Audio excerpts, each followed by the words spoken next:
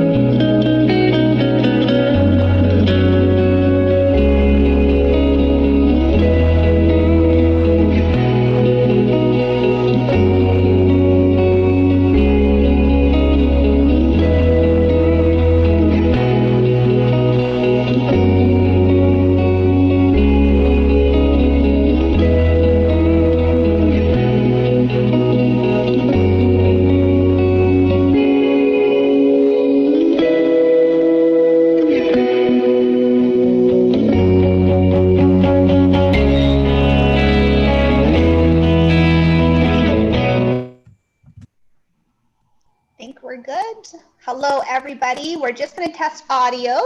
My name is Huong Nguyen. I am your host today. And for SOULSPEAKS 5D for the Soulology Network, Todd Medina is in the background working the tech.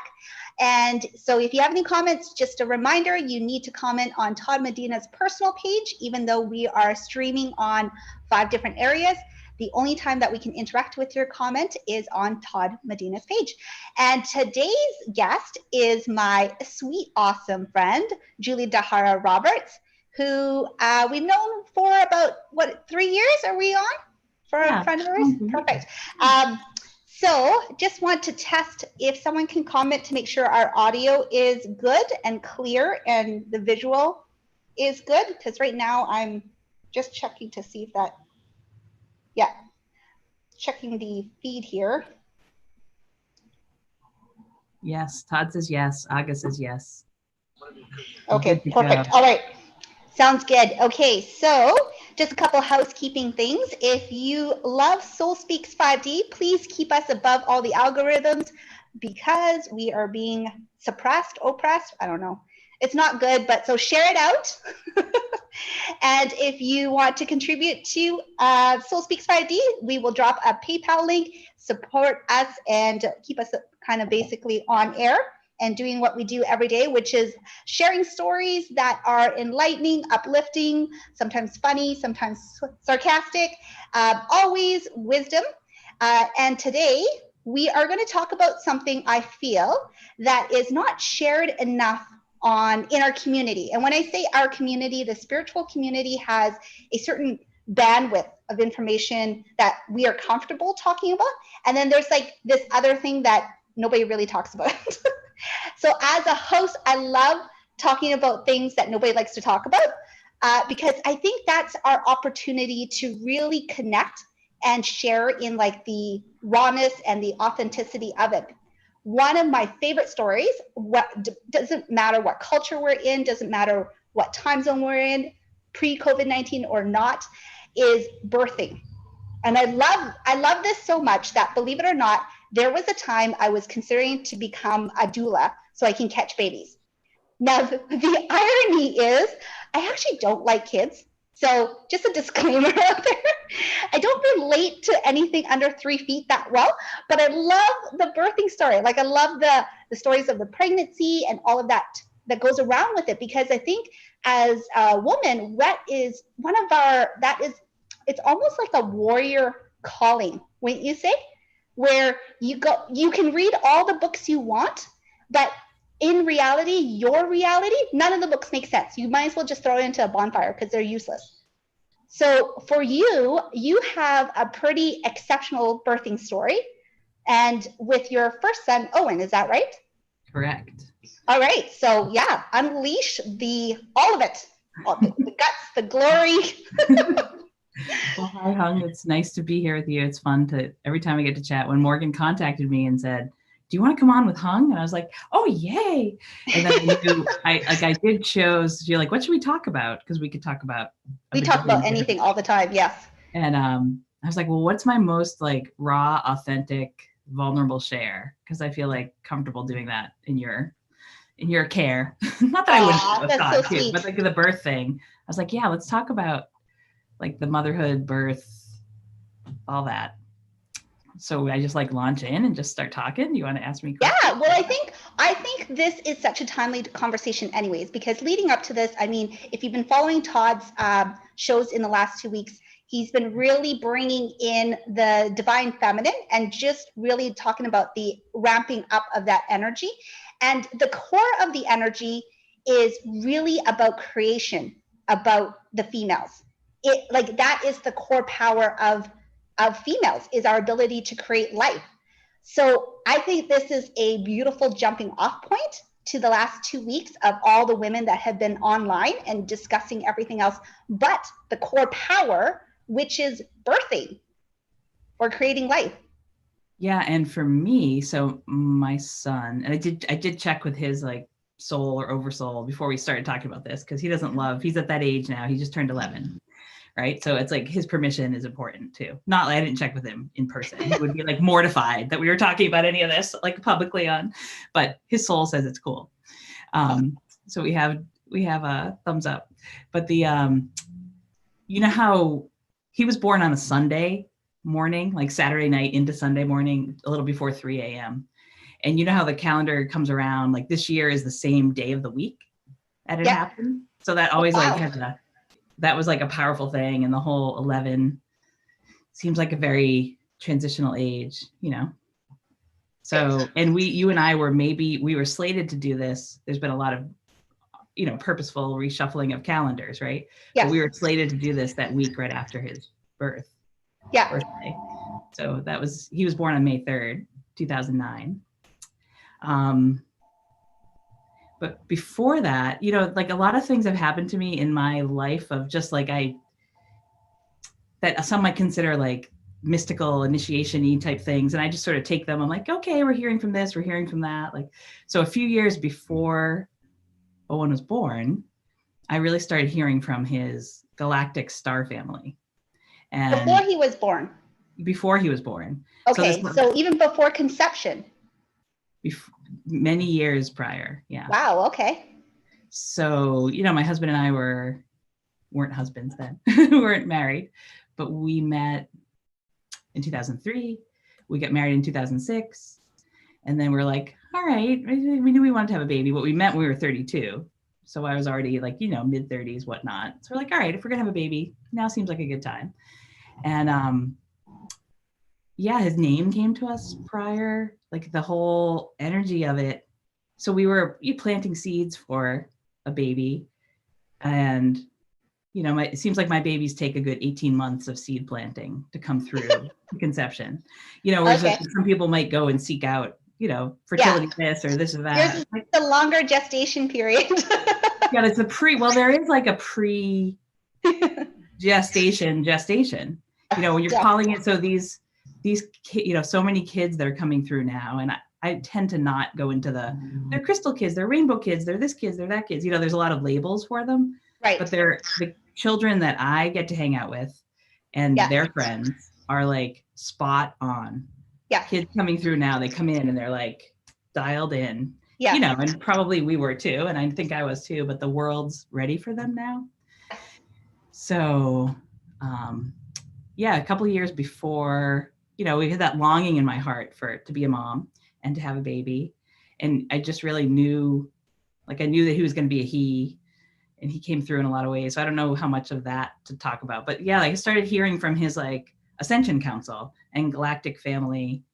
And they were not necessarily giving instructions, just like communicating about like conditions for his soul to come through and different things. And I just sort of took it in as part of the preparation. You know, I hang out with a lot of people that talk the same language, luckily. So here during that period of let's call it pre-gestation. Did you share that with your like I guess your boyfriend or partner at that time? Now official father, but husband. Did he know about that? Yeah, like for sure. Like the name is a family name on his side. His dad is Welsh, so his first name is a last name. Of that in that his matriarchy family line. But he doesn't like dabble in the mystical arts as we do. He's kind of like a regular dude. So he'd be like, okay, honey, that's nice. You're talking, did I have like I'm talking to his galactic mother and father or star mother and father? I don't think I shared that exactly with my husband because it wouldn't have, and it wouldn't have meant that much to him. Because you'll be like, oh, this is a lot to handle. No, but he had to go through my, that the longing to conceive and the planting seeds phase and the ups and downs of that for any longing to be a mom.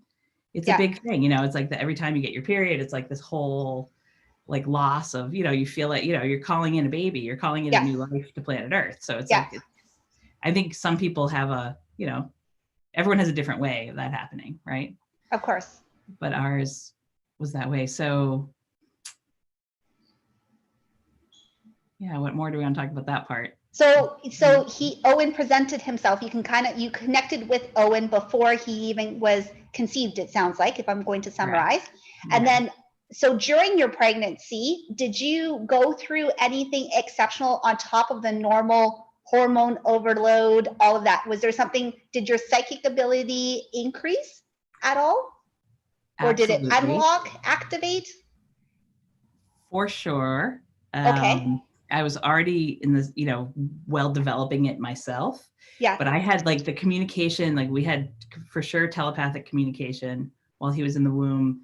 I had many dreams. Like, so he's my kid's a redhead with blue eyes. So I had dreams about this little like cross-legged baby sitting on my kitchen table with this bright red orange hair. So he presented himself in lots of different ways. The most fantastical of while I was pregnant with him. So I went to this body worker, maybe she says cranial sacral therapist, but she's like a whole multidimensional. I work with her like intergalactic, we do a lot of energy stuff.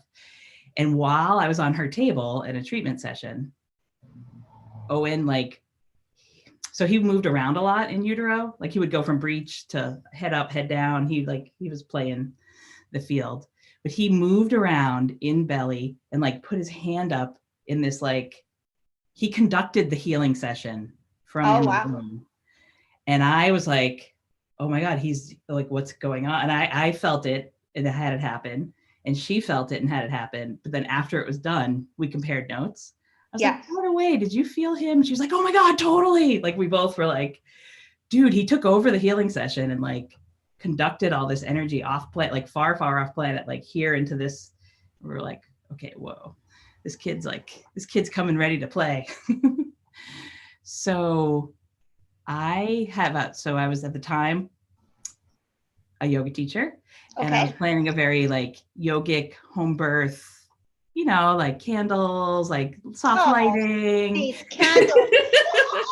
I had my whole playlist dialed in on my iPad. What happened, right? So funny because, so I'm just going to interrupt you for a second. Yeah, please. I love all the new moms. So Shanine, Mulan, who go through, like women have a very romantic attachment to their birth story because innately, the strength of that. Like it's like I said, it's like a goddess warrior energy. Like you are able to create and bring this life safely into this form. So there's some people when they go, oh yeah, have candles. And then the reality of it, it's like a Pinterest fail, right? Like you in your head, you're like, this is it. And then this is the reality. Right. So how did that happen for you?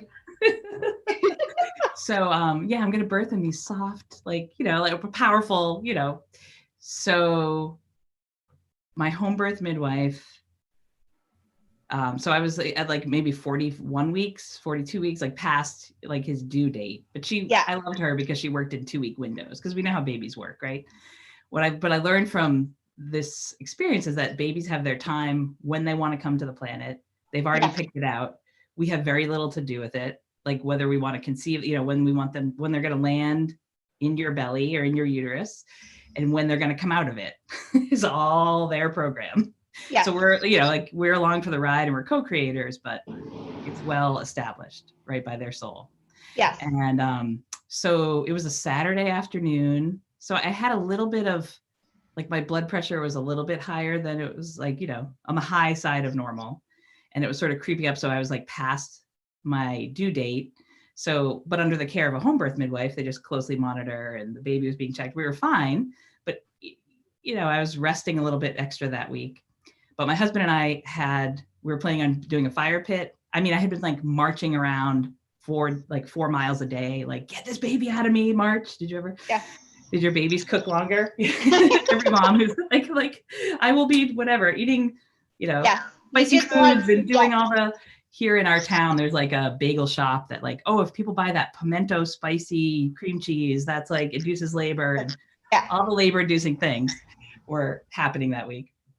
And my midwife called me so that because of my elevated blood pressure, she had done a 24-hour urine collection, blah, blah, blah. So the earth plane thing is I got preeclampsia. Oh, okay. Oh, man. And so my home birth turned into my midwife calling me and saying, you guys have to meet us at the hospital right now. Yeah. And I was like, what? I wasn't in labor. I wasn't, So we got to the hospital around 7 o'clock on a Saturday night. And by 10 o'clock, I was not feeling like myself or like whatever.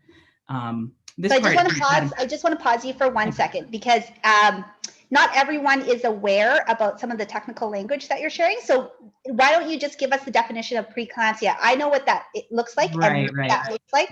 Well, so, I didn't even really, because I wasn't one to like read about the bad outcomes of birth. Right. Like I didn't even have that label. Right. But when I got to the hospital, my blood pressure was like 200 over 100. Yeah. Something, 170 or 180. It was like what they considered like alarming levels. Yes. And then your kidneys, and I on purpose still haven't really read that much about it. Right. Like I was like, I don't need to worry more or think more. But your kidneys basically start dumping out, like they stop functioning, whatever is happening. I don't know that much about the technical side either.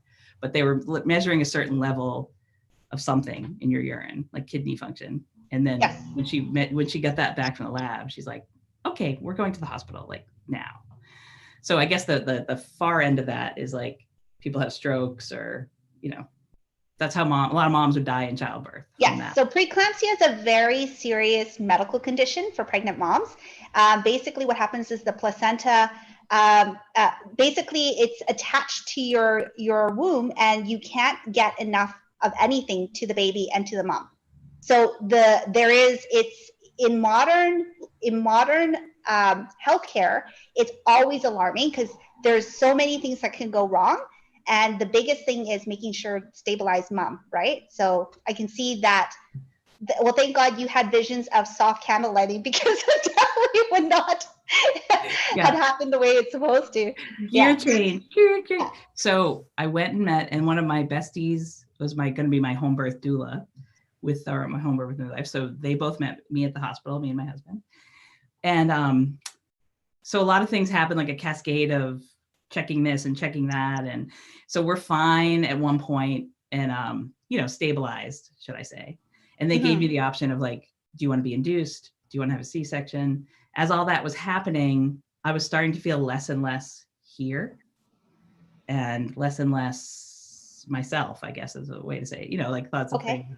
So he was born at like 2:53 a.m. So this was maybe like at 10 p.m. or 11 p.m. They sent my husband home, because we had just like, we didn't have like the bag packed. Like I wasn't one of those, we were like having the baby at home. That was like, right. I mean, we had some stuff, but he went home. Like we didn't come to the hospital to stay. Right. He's like, all right, they're like, why don't you stay here and we'll just watch you here? And I was like, yeah, that makes sense. And so he got some pillows or get some other things. Like then some more test results came through, and it like kind of ratcheted everything up to like, this baby has to come out now, for like, I think it was more like for my health than the baby's health. Yeah, of course. And so getting the epidural. So basically, like if I tell it from like more like the spiritual like side of things, like I feel like what happened is that his soul was like sort of waiting at that edge. Like I had to go to the veil, the edge of like life and death to go get him and retrieve him and bring him earthside. So like this cascade of things that happened to me and my physical self happened to get me to this place of like that veil between the worlds, you know, like really standing there at it. So they asked if I wanted general anesthesia or epidural. So I chose epidural because I wanted to be, he was already like not going down all these other ways. I'm like, I will be awake for it. You know? So the epidural itself was like a, like I just say like a near death kind of experience. Like as it came up, you know, it starts. Did you get an epidural with your kids? No, I was hardcore. I just pushed them out. I was hardcore too, bitch. But, no, just kidding. You know what? It's one of those things that women, I had gas and I was sucking on it. I don't think it did anything except maybe humored me, but I didn't have to get to that point. My sister's birth story is very similar to yours. She also had the same kind of preeclampsia, and she was on the verge of death. So I totally empathize with that. And what I wanted to say is, for you, when you were at that thin veil where you met Owen in the energy form, was it you pulling him or was he pulling you back to form? So I had that. So I could choose to do general anesthesia, which means you're out, or have an epidural. Yeah. So I was like, I want to be as awake for it as I can. So I chose the epidural. So the epidural starts at your toes. It like basically erases you, like your sensation, like it starts at your toes and it numbs your way up your body. It like rubs like from your toes. That's why I asked if you had one, of like, you feel like it goes up your legs and you don't have legs anymore. And then it goes up to your pelvis and you don't feel your, like you can't feel, like it came all the way up. And I had this like feeling like it was gonna, like I was going, like it was coming to take me. Like I was like, oh, it's like I'm being erased. Yes. And like up to like a certain point. And then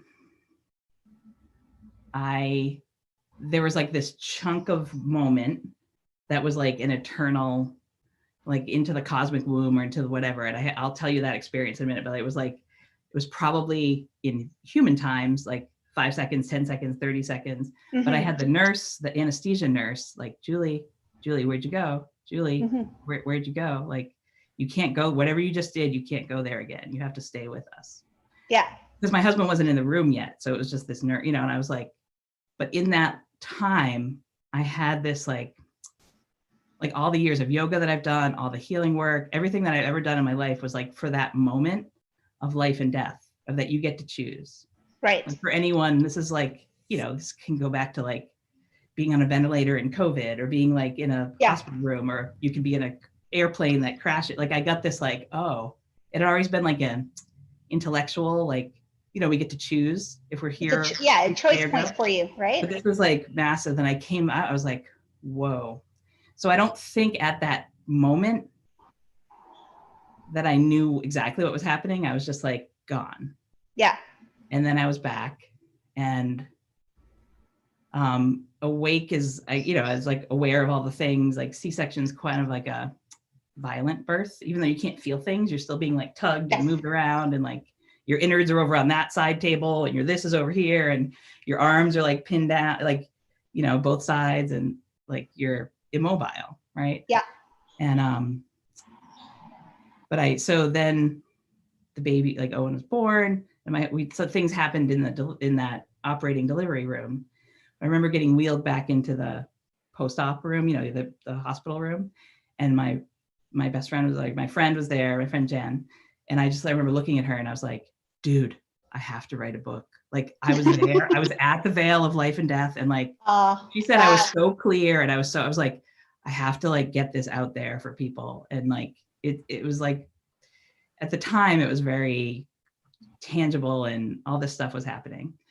But then afterwards, so we were in the hospital for a week, and I had that night that his first night. So this is like 3 in the morning, 4 in the morning, who knows, you know, it happens pretty fast.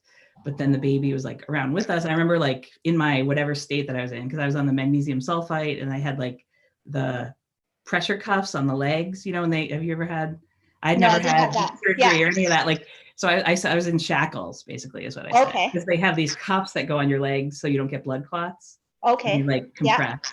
And then I had like the blood pressure constantly being monitored and you were on IVs and you were like, it's like and then catheterized. It was like all this stuff that it was like, okay, I'm going to try to roll over and get my baby. And like, you know, physically hampered from doing that. But I was like conducting business. I was like on my cell phone. I was like, honey, like bring the baby like to the nursery, like get him out of the nursery, bring him out here. Like, whereas normally I think moms in my condition are like, do whatever you want with the baby. You know what I mean? Like, I was like, oh no, like colostrum, like we'll be breastfeeding. Like I had to really push for all that stuff. Yeah. I was like advocating. But then after they were coming to check me because of all that stuff that happened. So out of this eye, like everything that you'd normally see as white in the world, I saw as orange, but only out of one of my eyes. So that concern was like, you know, did she pop, like, you know, like that strokey thing. So I was checked by like cardiologists and neurologists, but they would come in and ask me things like, do you have any visual disturbances? And when they were asking me these questions, like I could look up at the ceiling and, you know, the ceiling tiles, like in a drop ceiling, they're like a foot by a foot. Like I could see these like cartoon worlds, like these scapes playing out. Like I had like 75 movie screens playing on the ceiling. Oh, wow. And I could tune into any one of them and it would be like a whole universe world was like happening in that one. And it was like this kaleidoscope of, and I could choose to like tune in. Like it was almost like, oh, The Simpsons is playing on that channel and like this Modern Family's over there and this, but I was like, whoa. And they'd say like, do you have any visual disturbances? I was like, nothing to worry about here. Keep moving. So what if the multi-universe opened up on my 12 by 12 tiles? All right. We don't need to talk about it here. I didn't really mention that to anybody. I was already like the home birth wacko who was like hand expressing colostrum and walking it down to the nursery. Yeah. So they could put it in the, you know, like, you know, they're like. Of course. Yeah. But so finally I was like, well, no. And like, you know, had I had any disturbances on the way in? I was like, no, like I had felt really fine at home. Anyway, like, so there was this cascade of like, they would take the baby to the nursery. His heartbeat would get irregular. My heartbeat would go way up. My blood pressure would go way up. Like, you don't separate a mom and a baby. You know, they'd bring the baby back and everything would regulate. And we'd be together and it would be fine. The skin to skin contact. Yeah, right? Yeah. So, I think that's, and you know what? I have to say though, one of the things I love about the, you know, what we call primitive birthing procedures that were more, I guess the Western culture labeled as pagan, is there are certain rituals with birthing that went away in favor of like modern, basically birthing techniques. And the skin to skin contact is a recent thing. They just reinstated that like basically a decade ago, right? Because I had to, even with Ty's birth, he's 13. So 13 years ago, I had to advocate for that too, because they were pretty hardcore of just giving mom and baby their own space without bringing baby back. But it's like the skin to skin contact is the energetic flow you're sharing with your child, because like you said, you have irregular heartbeats, anxiety or whatever that's going on with you. And you two have been melded together for 9 months. Right? So this transition of basically separating two beings is traumatic as, you know, as fuck. So from when the baby was, I can say the baby, we said his name already. I was like, so when Owen was down in the nursery, I was like, all right, well, I can just go. It was like astral travel, like boot camp. The whole thing was like initiation and boot camp. Yeah. But I was like, oh, I can go like be with him in the nursery, even though I'm here in this bed, you know, so I would like visit him. Yes. And that would help. But so what's this, like, I feel like this thing though, like of being more spiritually aware of the dynamics of this birth, like, so there's a lot of Owen and I came up with the term the new light crew, rather than like the rainbow kids or the this kids, you know, the new light, the kids that are coming in with this new light, shall we say, or that are tuned to new earth or the new light codes, that a lot of them come through. It's interesting. A lot of them come through via C-section. I'm not saying that babies that don't have vaginal births aren't high vibe too, but there's like a lot of different, like I started to compare stories with other women and other moms of kids. So like just whatever like Owen's trajectory in the world is, he's quite, he's already well aware of his astral traveling. He's already doing a lot of intergalactic, like grid working by night, by day. Like he's a very interesting being. So it's interesting to be a mom. That's a whole nother like topic or show of like being a mom to like these young, amazing people. But like his birth portal and window was like a massive, you know, people call it awakening or initiation, or it was like trial by fire, like speaking of warrior. It was like, okay then, and all that. But like there was a lot of, I think he was like maybe 4 weeks old. I know that sounds fantastical, where he'd like would from when I was changing his diaper, he would look up at me and be like, hi, you know, like he would have these moments of my friend's son is named Kaya. He's Kaya Orion. So that was in part of like talking to his star family. It was like that he's from, or he came through the star, my son came through Rigel. Okay. Like the star system or whatever that means. Like his soul used that as a gateway maybe to come through Earth. But he, you know, he was definitely under 6 months, where he was like my first trip out of my house, like that I could drive again and like I could go see my friend.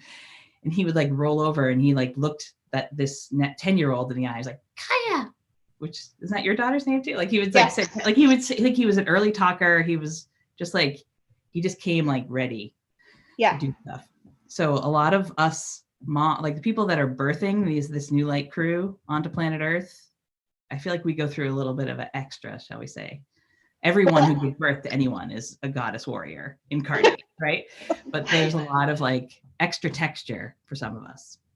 I think the biggest thing is if you, depends on where you're at on your birthing story, right? If you have been what I call more, I don't like using the word awakened and non-awakened, because it's more like if your journey did not involve the spiritual world up until that point, you were unaware that another dimension supported you from behind, that jumps you into basically that realm. Because what you mentioned is beautifully kind of articulated. When we birth, you open a portal to another dimension. You are bringing in a consciousness into this world. The veil is very thin. Whether you like it or not, all the mother's templates are upgraded. At what capacity they are upgraded at depends on basically your personal journey. But I find like even if you were a muggle, I use that Harry Potter term because it seems softer than just saying, hey, you're asleep and you're awake. So if you're a muggle, then what happens is your intuition heightens and you see it as an intuition between yourself and your child. If you were already farther along in your journey and you were already aware of other basically dimensions and other worlds that existed, like yourself, you peak, it's a visceral experience because you can see it in other sensory directions, right? So like for yourself, you're describing a visual. Some women, basically, whatever clairsentience you are in, whatever your clairs are, it gets heightened and amplified. Mm-hmm. And then you basically use that tool in terms of communicating like telepathy with your children, and then you start extending that to other beings as well in your frame. But that's the thing that nobody talks about. Like once you get, motherhood is so complicated as it is. Like even in the plain, mundane 3D world, we have so many choices of how you can parent, like so many choices. And then all those choices come with judgments and guilt and all this other crap. So you layer on, like you said, the other texture of spirituality, it becomes, I don't know, like for you, it sounds like it basically increased your confidence of who you are and galvanized your strength of where you belong in this world. But for other women that don't get to see this side where we basically walk both worlds, you're walking as a this hat and this hat and this hat. How do you balance all three of them, right? That portion of the story and narrative is always lost. There's like, if you're flipping through that, those pages are not written. like not recorded, not documented. So with that, a lot of the older cultures talk a lot about the portal between the spirit world and our physical world. And that's why the mother energy is so strong, because in this world, that portal can only be accessed through a certain form. Of course, if you do other work, you can access it as well. But the natural way for us, the easy way, just by default of you being a female, you have a natural access to it. So for yourself, when your son was born, did you feel like your entire world, even though you thought you knew everything, did it turn upside down for you still? Like it got jumbled up and then you vomited right back onto earth and you had to put yourself back together?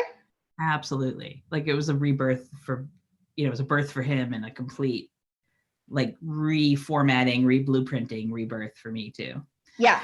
Back to you had asked about the clairs and like just a simple, everyone knows that, well, not everyone, most people know with pregnancy, you get enhanced sense of smell. Like all the clairs come online. Yes. Like, that like, but it's like almost taken as a, not annoyance, but it's like, but that's like in our culture, it's not really, it's not celebrated or talked about. Yeah. It's like, no, actually what you're, I forget what the clairs call for, like, but you can smell, you can see through things, you just know things. Yes. You just like know, like you can just read the aura around anything, and just like you just have this direct knowing. Yeah, for sure. Yeah, and it's true. Like for pregnant women, it's your sense of smell, right? So gets heightened. So things that, like for me, it was cooked chicken.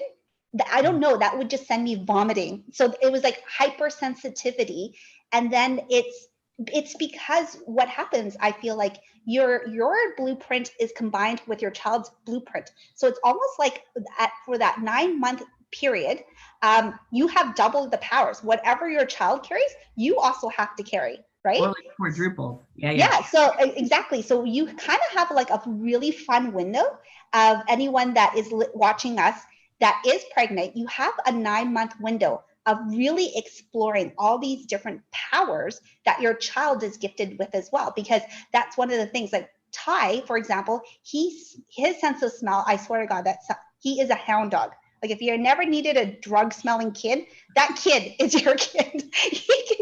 And same with, so it's just like in your pregnancy journey, if I looked back on it, I could link it back to certain heightened psychic abilities. But then once each child kind of like basically passes through your womb, you lose that, right? You know what I mean? Like, but you do heighten your other ones, the ones that you are naturally gifted with. That's cool. It's interesting because it is true. Like the different pregnancies are different things, right? Like you and I both have an older boy and then our second kids are girls. Yes. But it was very different as you said that. Yeah, the clairs or the heightened senses that came with my first pregnancy were very different than the second.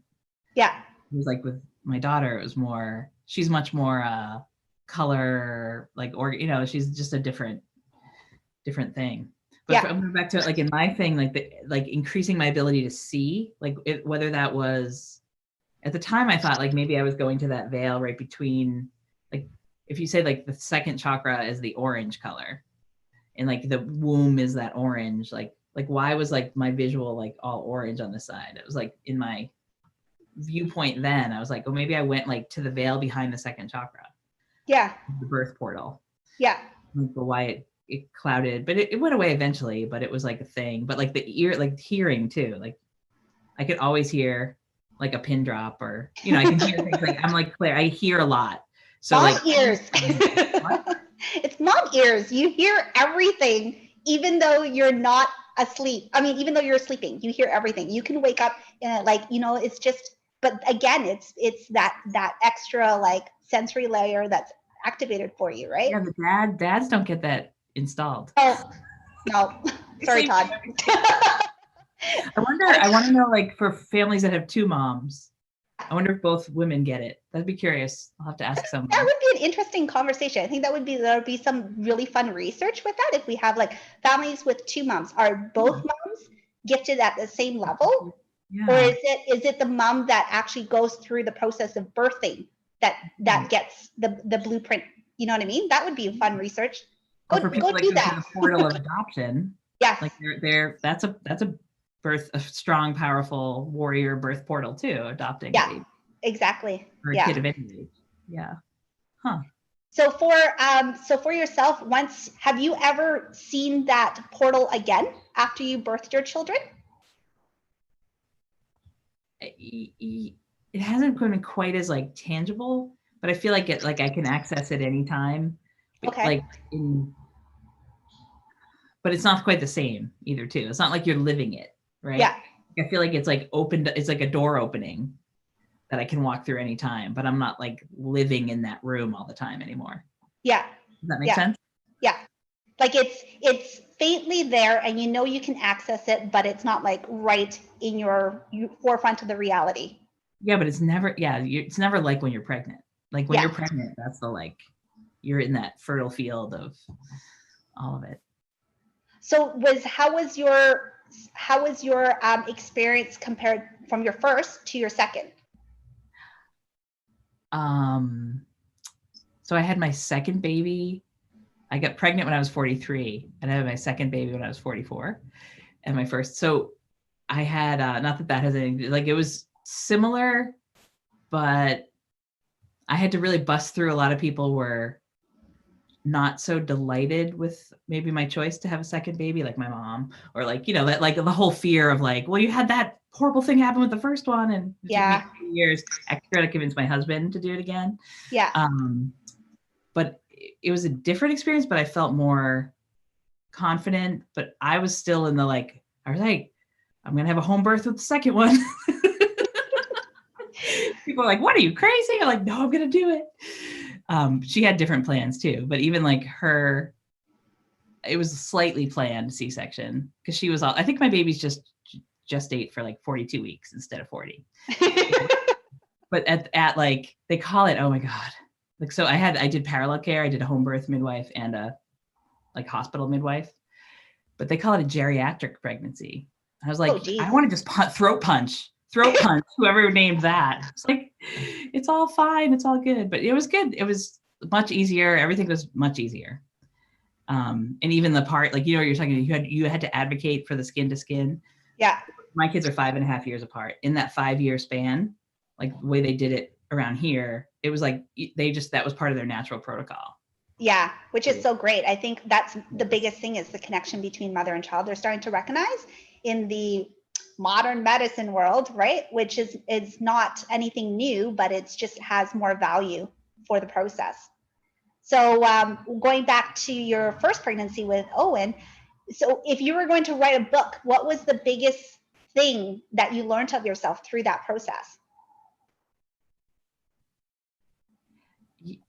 Yeah, that like the book thing that I came out talking about was the choice point, or the real, like, that any one of us get to choose to stay here on this planet when we're faced with that, that some might call a near death or near life experience.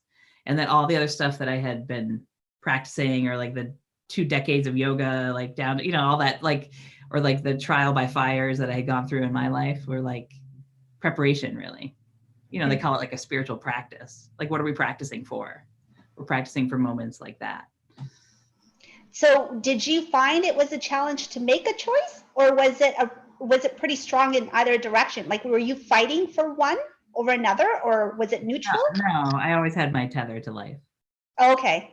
Okay. So it was an easy choice. Yeah. Yeah. And then at that choice point, were you aware of any other being that was helping you in making the choice, or were you kind of in your own vacuum?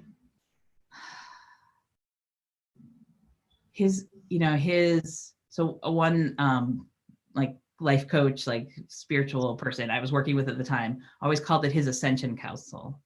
But to me, they always showed up as like around him and around me the whole time he was born were these like tall pillars of light. Like, he was surrounded, there was a lot of beings there with us. Mm-hmm. And his whole, and I would call them, I didn't use the term Ascension Council because I just did it, but I would call them more his like star family or his light family, like his, yeah. And I even like knew the name of his star father and mother, and I was in regular communication with them, like, telepathic. They didn't write me letters or anything. Yeah. But, no emails. You didn't get a memo for your downloads. Yeah, but like the downloads and the information, but like that place of like that pure creative, so we call it creative potential, or that womb space. It's like you have access to everything. You have access to all space, time, dimension, all knowledge. Yes. So whatever you choose to dial in, like you could know anything, anytime. You know what I find interesting, and upon like it kind of clicked in. I just got a download while you were talking about that, so it just clicked in now. So I feel like that portal that is so accessible by most women, I wouldn't say all women, but whatever your story, soul journey is, if you go through, when you go through that window, that portal of creation is like instant manifestation. So what would be interesting is, I wonder, no, I'm not going to say I wonder. I know, because this is a download, I have to stop saying I wonder, that I know that if you are consciously in that portal and you are aware you're in that portal, you have access to the full source of power in creation. So if I had to read you my birth and I was aware like you're like, hey, this is the portal of manifestation. Women have so much potentiality to instantly manifest whatever the hell you want, whatever your heart desires in that moment. It's like a very, like on earth, it's maybe a 3-second window, but in there, it feels like eternity. You do, right? Like, I feel like you can access that and it's instant manifestation. So it's interesting because I know there's a lot of mythology and a lot of theology that talks about that window, but in modern world, it kind of gets lost in everything, just for whatever that is more interesting. But so I'm going to wrap it back. So I love what your narrative is, because it's such a great singularity point to connect back to a collective point that we're at right now.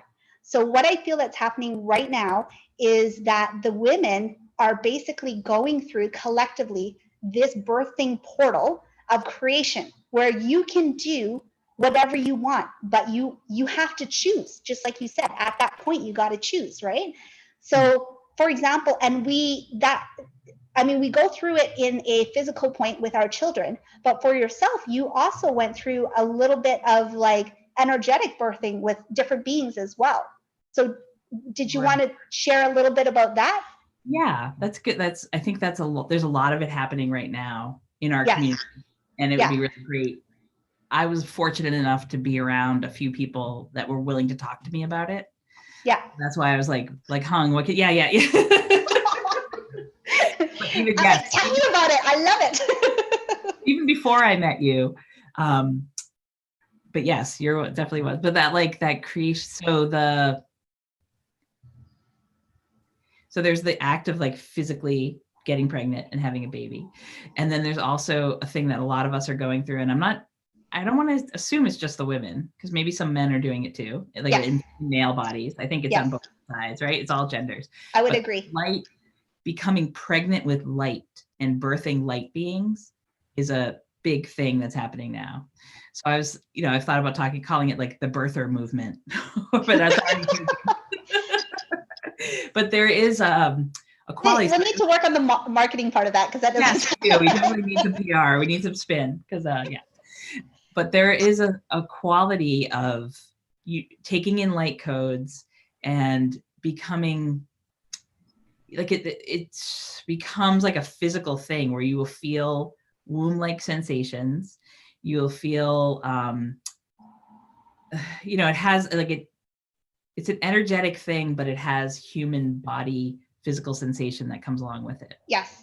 And there is like sometimes you can even feel pregnant, like that bloated full belly kind of quality. You can feel things like moving in your womb or uterus, even though there's not a thing in there.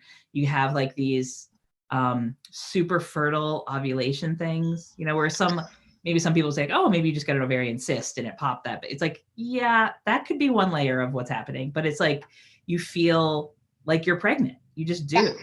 And you're not like, it's like, and you feel like you're 6 months or 7 months pregnant. You don't feel like, oh, maybe I just got pregnant by accident. You know what I mean? It's like you feel like you have a full-fledged, full-term being in there. Yes. Yeah. So it's not like a gradation where on the physical level we go through 9 months and it's like a nice gradual kind of entry into it.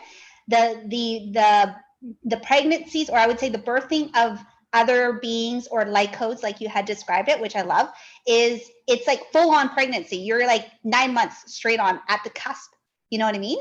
So you go from feeling like yourself, and then also you're like, what is going on with me? So the first time that this happened for me, I had been, one of our mutual friends, yours and mine, came to visit me, and I was figuring out like where to bring her for her journey and like what parts of Massachusetts I was going to show her. During that, I saw this place. It's like south of Boston. It's called the Bridgewater Triangle. And there's this place called the Hockomock Swamp that there's a lot of UFO and Bigfoot sightings there. Yeah. But I started, this is when I started my communication with the Sasquatch, like telepathic communication. And I was like, oh, maybe we should go drive down there. But this was during the winter and it was snowy. And they were like, oh, don't worry about it. We'll just come up and visit you. I was like, oh, okay. Like, I don't know Sasquatch were in New England, or it never occurred to me to like try to talk to them or interact with them in any way until this thing. So this was in early January. And then we did our thing on the grids, and fast forward a month. So in February, this is the first time I've had this really happen. This is whatever year it was, 2017, 2018, doesn't really matter, right? But I had this like thing, and I was like, something's going on. That process I described, like I felt like I was giantly pregnant with something or someone. Mm-hmm. I was like, what is happening? So I tuned in, I got into meditation, and I started hearing from the Sasquatch, and they asked me if I was be willing to, or it wasn't in words, right? Right. They just said like, we need help birthing some of our young into this earth plane. Would you be willing to do this? And I was like, I had to think about it for a little while. And then I was like, and like, I think for many of us, we have these experiences, like, am I just going, like, it's not like, like, is cuckoo, like, what's happening? Yeah. Like, is it like, you're going to, like, I'm going to be birthing Sasquatch. I was like, I don't even know what that means. Like, I don't know what to say, but that they also like heart and soul did like, sure, like I'll sign on. Like the Sasquatch to me has always been very kind, loving, gentle energy. And there's a lot more to say about that part, but I was like, okay, like, I guess I'm, you're calling on me. I feel honored. So we're talking about being in the right place at the right time. A mutual friend, Kelly Lapernidis. You know how to say her last name correctly? You know what? I don't know, but I know it. Yeah. So Kelly was the Sasquatch lady. Yes. A mutual friend put me in touch with her. So she did one-on-one sessions, right? So I called her, or I booked a session with her. And then I get on the phone. She does it on the phone. And she's like, oh yeah, this happens. Like, she's like, oh yeah, this is this light birthing thing. Like, there's a bunch of us doing it. And I was like, oh my God, thank God I'm not crazy. Like in a little like, or maybe if we are, both of us are crazy. But that was the first time I had like actually opened my mouth and said that to someone else. Yes. So she's like, Lasperdis. What? Her last name is Lasperdis. Lasperdis. That's it. Yeah. Laspernitis. Yeah. So she was great to talk to. So part of why I wanted to talk with you today is like, if some of us don't bravely, vulnerably come forward and start talking about this stuff, then everyone else has to do it in like confusion or secret, or, it's like, it's time for us to start talking about this stuff.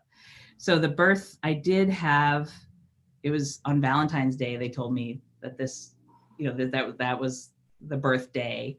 And I had a beautiful experience. It was really just like out in nature. And it like, when I talked to you about it the first time, I was like, it's not like a bloody, furry, like clawing. Yeah. Like, it's not like any of that stuff. It's like our real children.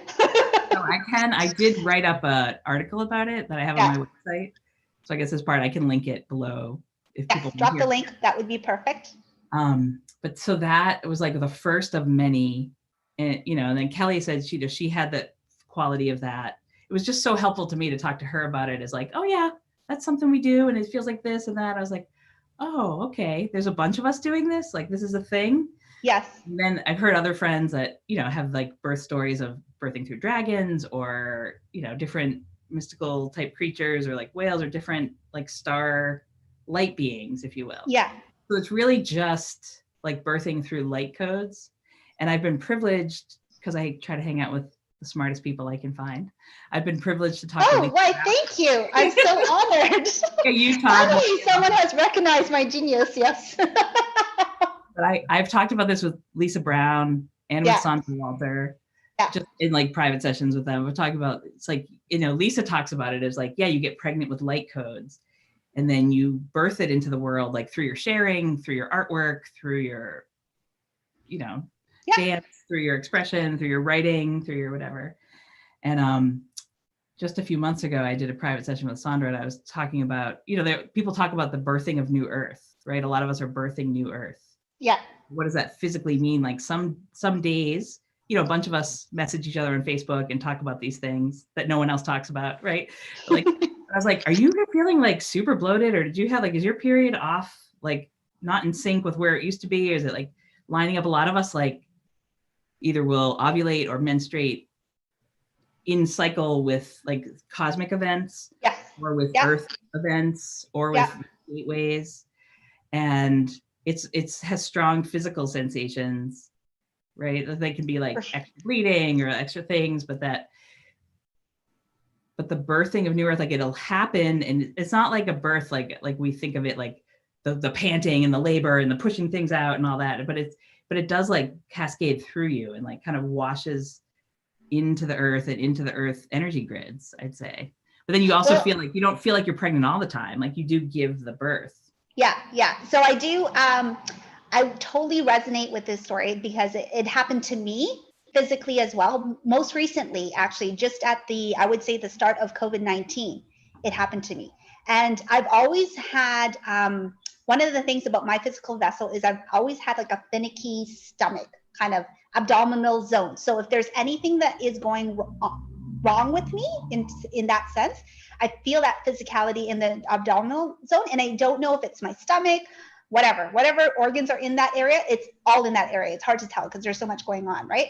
So I think I shared this with you that I had intense abdominal cramping. That's the best way to describe it. And it was just at the start of COVID-19, and it wasn't as beautiful as you said it, like putting the light codes into the earth. I was in pain, like motherfucking pain, man. And I was going to, if it wasn't for COVID-19, I would have totally went to the hospital and hooked myself up to like morphine straight IV into my system. That's how much pain I was in. I was using labor breathing techniques that I remembered 13 years ago or 9 years ago to try to calm the pain level down. But it was painful and wiped me out for 3 days. And like you said, I actually at this same time synced up with our friend, our mutual friend, Kalia. She went through the exact same process. And you know this because we do collaborate on the back end through Facebook tests. And it was one of those things that I was in so much pain, I couldn't figure out the beautiful message of it because I was in like dying. It felt like my abdomen was being ripped apart. But of course, like with all energy codes, it depends on the vessel carrier, right?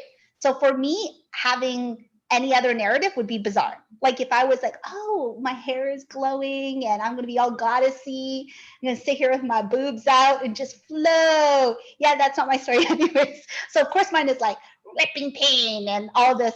Once it subsided and I had an opportunity to integrate that, then it occurred to me what was happening. But it really took me like 2 weeks to integrate all that because the upgrade can come in so fast for you. Depends on everybody. For me, it comes in so abruptly. I have no opportunity to integrate it in any other way except pain and drastic formulation, right? I know there are other women out there that just, and it's not by fluke, everything is synchronistically divined and signed, like synced up.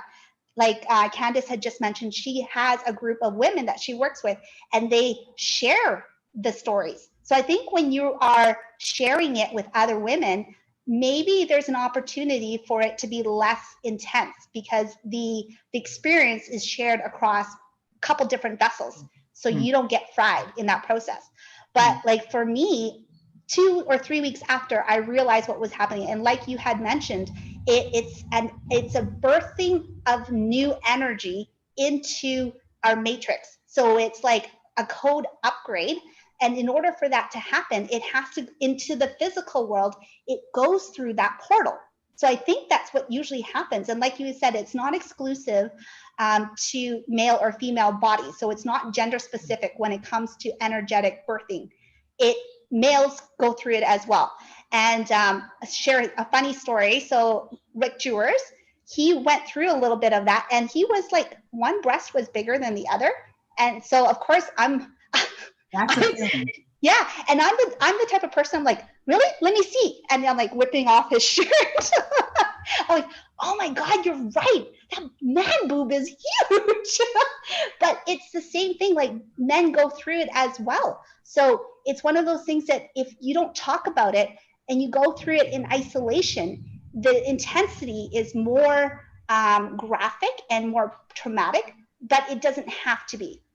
You know what I mean? Yeah, there's a lot of levels to it, because then there's like your human of like, oh, is it a fibroid? I'm having an ovarian cyst? Like there's like the human level to work through, right?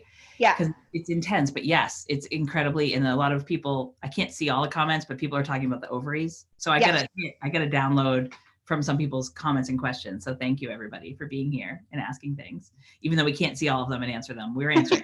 But that, like the ovary thing is true. Like, and when I read someone's comment, I'll go back when we're done with the show and comment there. But I was like, oh, it's like, because that's the DNA, that's the genetic material. Like the eggs are like our half of the DNA spiral. Yes, the human hybrid part. Yeah. So there's something about the DNA coding. Yes, the ovaries are a huge, huge part of it. And it's like almost like it comes through, instead of coming through the birth canal, like vaginally, I feel like it pops through the ovaries. Yeah. Having ovarian symptoms, sensations, and it can have you doubled over and in pain. You know, they're like, I love that German word, like mental schmerz. It's like sometimes you can feel the egg going down the fallopian tube. Really? Like some women have that acutely, not every month, but it has that, like, it's like your ovaries like, and then like you can kind of follow the light, like, you know, energetically feeling sense though, but it is not like a passive, oh, I'm skipping through a field of daisies and I'm coding, like, you know, it's like physically intense and full of physical sensations. Mm-hmm. Yeah. Too. So and one of the things is like a lot of people are commenting the different types of energetic beings that are able to bring into their reality. So I would say the biggest thing is when you identify with an energy that really supports your narrative, that energy comes in with those basically visceral forms, right? So for example, if you have a really strong attachment to dragons, like for myself, then that energy being would come through in that form, so that we can physically understand this is a different form that we are trying to manifest in this reality. In order for that to happen, it must come through our form, and you will feel the sensations. So the collective right now, like what's happening is, I would say the sisterhood, or what Morgan was, she had channeled, I would say 2 weeks ago, she had mentioned that the divine feminine, and everybody knows I'm not a big fan of that word. That's the second time during the show you use the DF. Yeah, not a big fan of that word, but I don't have anything better to say. Like, I don't have it, like, so I'm going to say the mother creator energy. So I'm going to kind of respin it and say it the mother creator energy, because I do feel mother creator energy is accessible by all human forms. The mother creator energy is the source of creation in this playing field. So this dimension, this timeline, everyone has access to it. What is the most important part of it is, in order for it to reveal itself, you have to, if you are polarized on one side of the energy spectrum, you need to bring it back in balance. It's only when you're in balance that energy form can be accessible to you. So it kind of is in the middle. I feel like the mother creator energy lands in the middle, because what you don't want is creating polarities that are so off the spectrums. So our next level of evolution or ascension is about creating this one where we encompass all energies. There's no division, there's no polarity, there's no duality. So in order for that to happen, it feels like we're going through that portal, and everyone's kind of doing this birthing work, but at their narrative. So for example, you have attachment to Sasquatches, so you recognize that. So you're doing that part of the work. Someone else in another group could be dragons or fairies or whatever it is, right? But it's more like bringing all of that in to try to neutralize a new creation. That's all it is. We're craving a new creation of life. You neutralize a new creation. Say more. Pardon me? You said you're bringing it in to neutralize a new creation. Well, I feel like you're like, once you hit that neutral point, you bring in this creation where it's a peace and joy and love versus fear-based, because we've been creating a lot of fear-based energies. So that's where it is. And some of us, if you have, like for myself, I'm quite polarized. I'll admit that up front. I'm very one side of the spectrum. And that's fine, right? There's other people around me that are the other side, and we balance each other out when we hang out with each other. So there could be some entrainment there. But when we get to that point as a collective, so just the collective, so when we get to that point, we have access to so much energy creation, so many different forms. That's what we're craving as a collective, something different. You know what I mean? That's a cool way to look at it. As you were talking, like for me, I see these cosmic streams. Like I see energies coming in from wherever, from planets or stars or distant galaxies to planet. So part of what we're doing is like conducting, is light anchoring, really. It's conducting different cosmic streams, and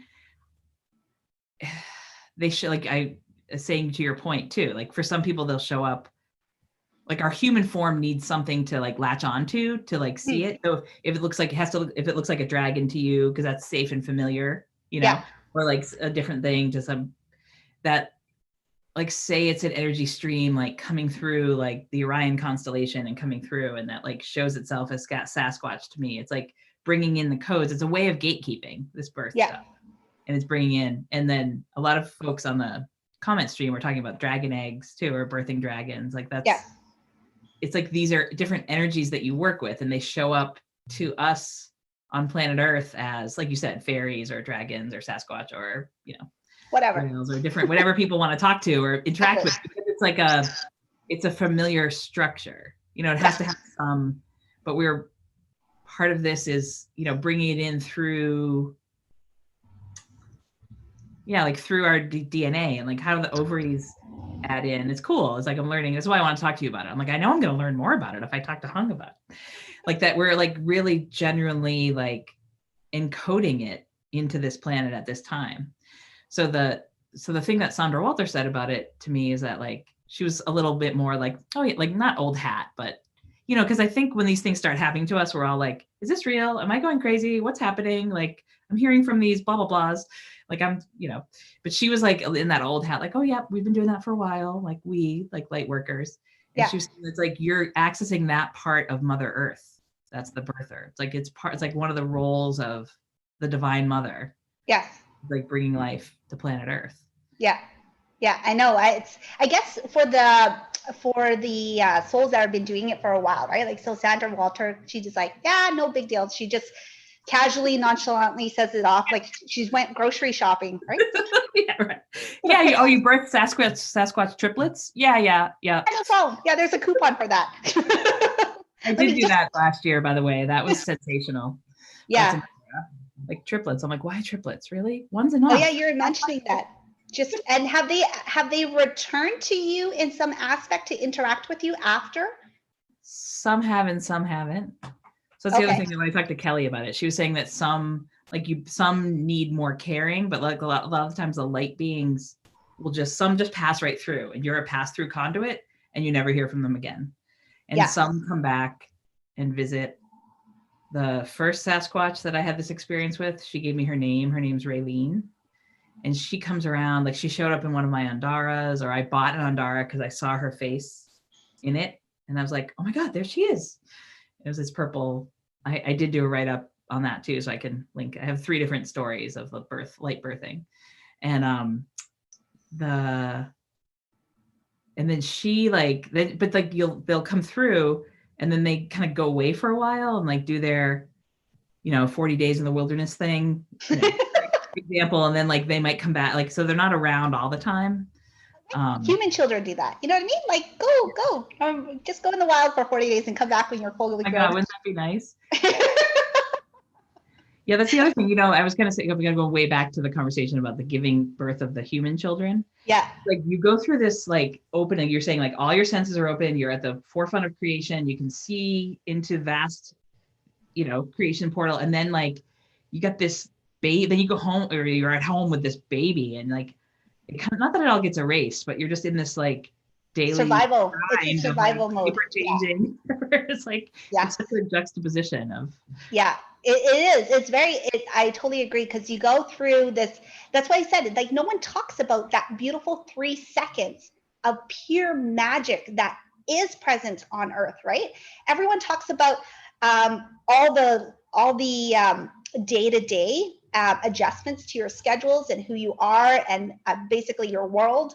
And every it's like as a new mom, you go through this period where the hours feel so long, even though the year goes so quickly, and you're just kind of suspended in like this weird marinade of lack of sleep, hormone adjusting, hair falling out, not sure, baby crying, and you're just trying to stay alive between yourself and your child and not kill the baby. So there's no room for you to sit there and say, wow, good job.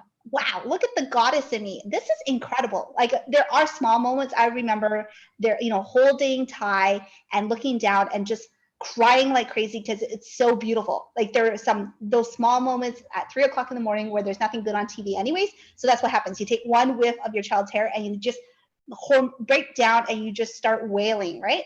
And it's when it is a beautiful thing. And I think a lot of women they don't share that enough. And then when we get to the light beings, it's the same thing.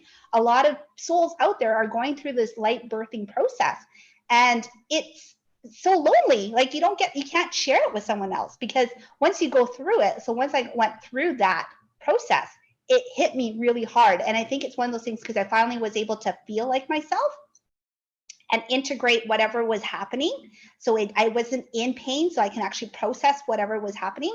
But it occurred to me, I'm like, wow, we are on a precipice of something amazing that I can't even define. Like even to this moment, I can't define it. But when I think about that sensation, my whole body lights up and I have like basically just busting out in just like awness, right? Like all of it. You're just kind of like, holy cow, like for yourself, 3 Sasquatch babies came through. And you can't have his Facebook page for it. There's no Instagram that you can create for them. You're like, okay, babies, I hope you're okay out in the wild. But it's one of those ones the attachment is there. But you don't know. You know what I mean? Yeah, it's kind of like let's say lonely job, but it's like, we just are doing this in. Yeah. But that you go back to that 3 seconds of even like the human birth or whatever kind of birth. It's like the fountain of youth, like that, like everyone says like, oh, the new mom and baby just glow. Like, where does that glow from? Yeah. It's from like touching that nectar of immortality. Yeah. That we like spend the rest of our lives then seeking that quality again. Yeah. Yeah. So it's one of those things where I feel like one of the things is it took us a while to talk about this, right?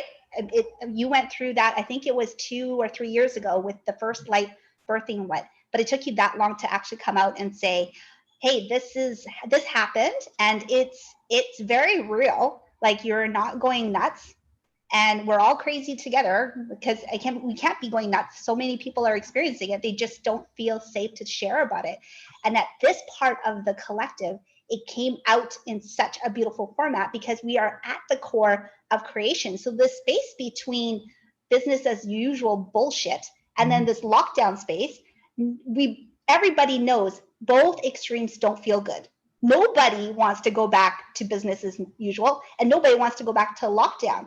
So this portal. They're still in lockdown, dude. In Massachusetts. I know, like you're saying, you're still there. Yeah. But it's funny. So I'm located in Vancouver, Canada. Not on lockdown. We're happy at home. We're happy at home. Good. And Julie you're in Massachusetts, so East Coast, US. And so every person has a different kind of version of what their lockdown is. We're coming out of lockdown. So we're allowed to resume some normalcy of business. And I went through a mourning process last week when I realized that we can resume business. And I'm like, I don't want to effing resume business. and I'm like, and I just started crying. I'm like, I don't want that. And I don't want this. And then it occurred to me, I'm like, but you know what? It's okay, because nobody does. It's not just me. I can feel it. Like that part that's pulling through the collective is like, nobody wants this. Everybody wants something brand new. Like you can't even, there's something brand new happening. So that's the part where I'm focusing on, is that point of creation where I can feel it. It's like right there. I just need to work it, you know? Yeah. And like, so that's what like our highest sharing for this communication right now to our Soulology brothers and sisters is, I really think during this global reset time that this quality of doing this light birthing, this has come on, like a lot more people have come online to realizing they're doing it or feeling like they're doing it. And we're collectively birthing a new way, a new earth. Yeah. So I feel like it's important. It was important in a timely way to talk about this, because especially when we go back, when we're in this active co-creation and recreation stage of how we want to live our lives. Yeah. And, you know, it'd be cool to like talk about it to more people. You know, it's great. I'm so grateful that we're having this conversation. But one of the reasons we picked to have this topic as our conversation is because it's so ripe, it's so potent, and so much more of it is going on right now. Yeah, Did you agree? it is. Have you heard? Yeah, yeah, for sure. And it's one of those things where it's just like, it'd be interesting to see how we will reach for that point of something different. Because right now, everyone has a choice, right? You can choose to go back to the crazy old life, which nobody wanted. And if you choose that, well, you know what I mean? Don't watch Soulology. And then you can choose like the far side, which is total collapse, or you can choose something totally different. So it doesn't have to be old or collapse. It could be something totally different. And what does totally different mean to you? That is the point of creation. So everyone that's going through that, it like you go through a mourning, you go through anxiety, you go through all of that. But at the end of the day, it's up to you. Every single person watching this, it is up to you. So if you don't like the way that your life was, you have a point to access that creation of doing something totally different, and be confident that whatever it is, it will land beautifully for you. But if you still hold on to fear, lack mentality, all of that, you've anchored yourself to basically the old world. And it's really hard to let go of that old world, right? Because I mean, it's familiar, but still it's shit. So I don't know. Yeah. It is. It's interesting. So we're like in it's massive creation energy right now, huh? Yeah. We're all recreating our daily and our daily routines and our, you know, I think my kids are like, school can stay closed forever as far as they're concerned. But they're like, but they do want to be able to see their friends. Like they don't necessarily like being in the house just with the two of them, you know? Yeah, for sure. Yeah. We'll have to reconnect and talk about the next part, because we birth our children, and then what? I think that's another good topic. What do you do when you create life? You know? So of course that's another hour and a bit, but I think this is a good opportunity for us to wrap it up and just keep it cleanly. Thank you to everyone that has joined us today. It's been so fun sharing this opportunity of creation with Julie. And if you have any questions, Julie's pretty avid, so just drop all your questions in the comments and she'll go through and basically comment on it. Where can we find you, Julie? Just remind us again if they want to connect with you. So I have a website, which is innerspacehealing.org. Okay. And I have a Facebook page.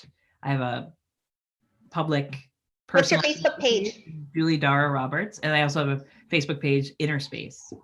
Okay, so 2 Facebook pages and a website. So if you want to connect with Julie or share your birthing story or anything, Julie is actually an energy practitioner, so she is working with clients as well.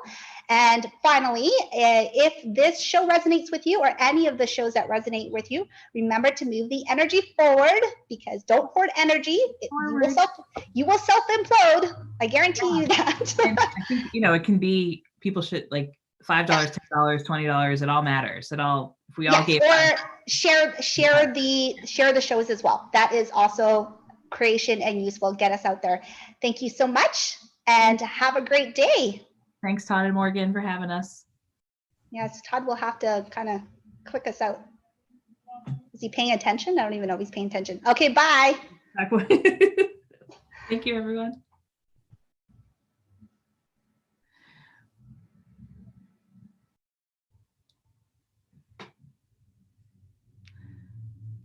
Well, the chance that we're still here. Thanks all for being here. And it was a delight to talk with Huong, and much gratitude to Todd and Morgan for having Soulology and for having us on tonight. It's great to connect.